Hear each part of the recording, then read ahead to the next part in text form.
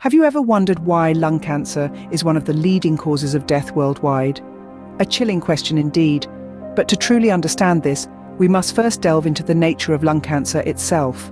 Lung cancer, as the name suggests, is a type of cancer that begins in the lungs, the two spongy organs in your chest that take in oxygen when you inhale and release carbon dioxide when you exhale. But it doesn't just stay there.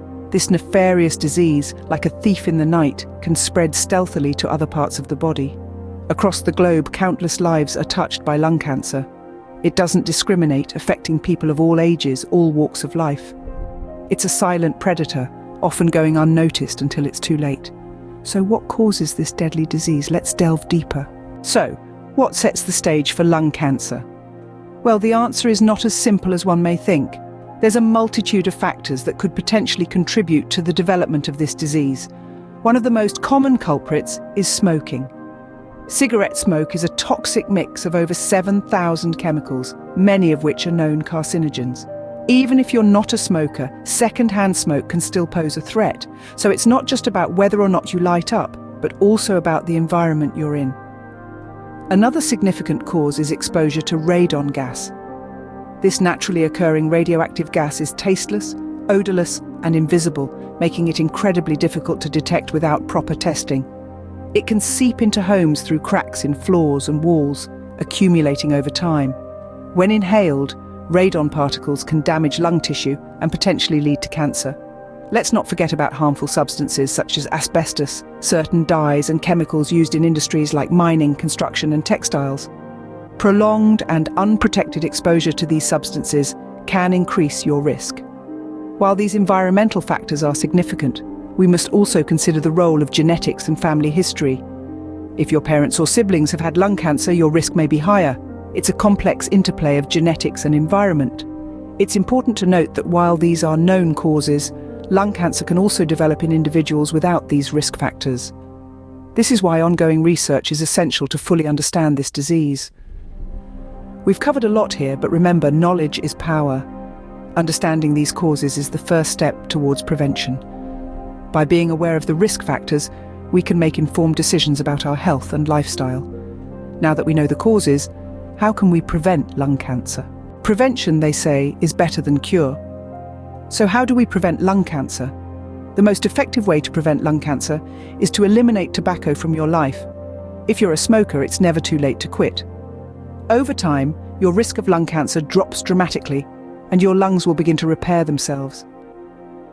Even if you've tried to quit in the past and failed, don't let that deter you. There are many resources available to help you kick the habit for good. Equally important is shielding yourself from secondhand smoke, which is smoke inhaled involuntarily from tobacco being smoked by others. It's not just an annoyance, it's a serious health risk. No level of secondhand smoke is safe. If you live or work with a smoker, urge them to quit. At the very least, ask them to smoke outside. Avoid areas where people smoke, such as certain bars and restaurants, and seek out smoke-free options instead. Another crucial step in lung cancer prevention is testing your home for radon, an invisible, odorless, tasteless radioactive gas that occurs naturally in soil and rocks. It can infiltrate homes and buildings, and is the second leading cause of lung cancer. If you live in an area where radon is known to be a problem, you might want to get your home tested. Protect yourself from exposure to harmful substances at work.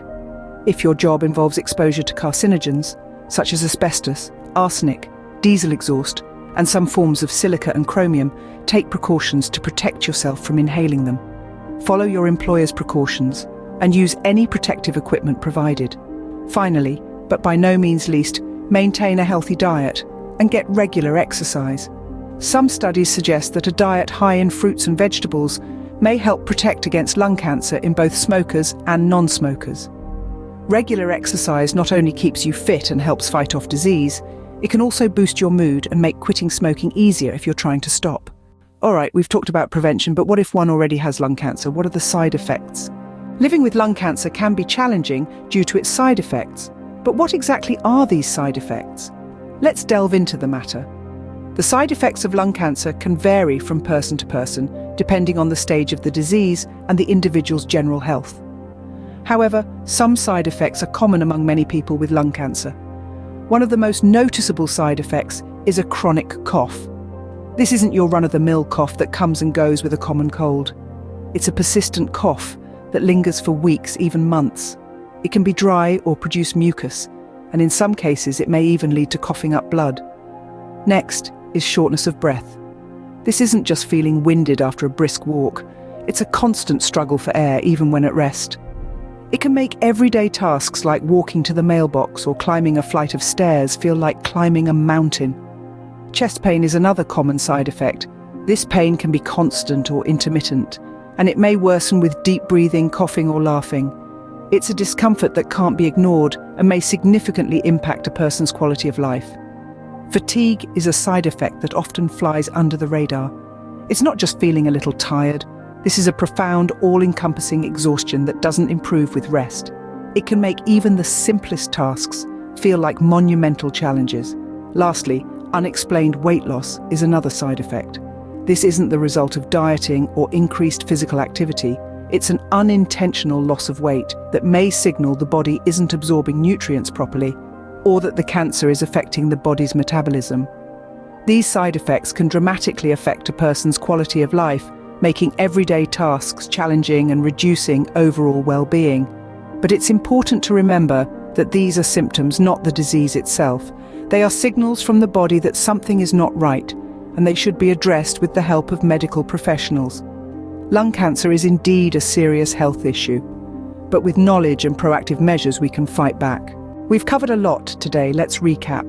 We embarked on a journey to understand lung cancer, a health condition that, unfortunately, affects a significant number of individuals globally.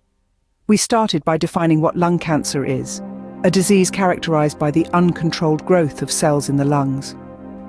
It's important to remember that this condition is not selective and can affect anyone, regardless of age or lifestyle. We then delved into the causes of lung cancer.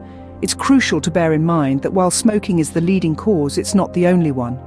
Exposure to radon gas, asbestos, and certain air pollutants also plays a role. Even secondhand smoke can increase the risk. Genetic predisposition, too, can't be ignored. Then we navigated through the crucial realm of prevention. Prevention, as we've learned, is our strongest weapon against this disease.